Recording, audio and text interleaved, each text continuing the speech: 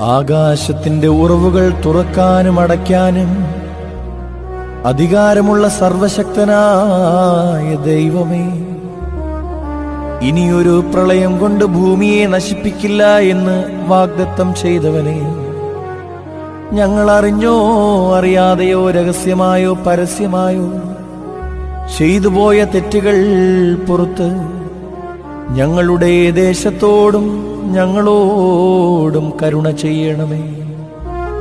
വലിയ നാശത്തിൽ നിന്നും ദുരിതത്തിൽ നിന്നും കഷ്ടങ്ങളിൽ നിന്നും മരണത്തിൽ നിന്നും ഞങ്ങളുടെ ജനങ്ങളെ കാത്തുകൊള്ളണമേ എന്ന് ഞങ്ങൾ അപേക്ഷിക്കുന്നു.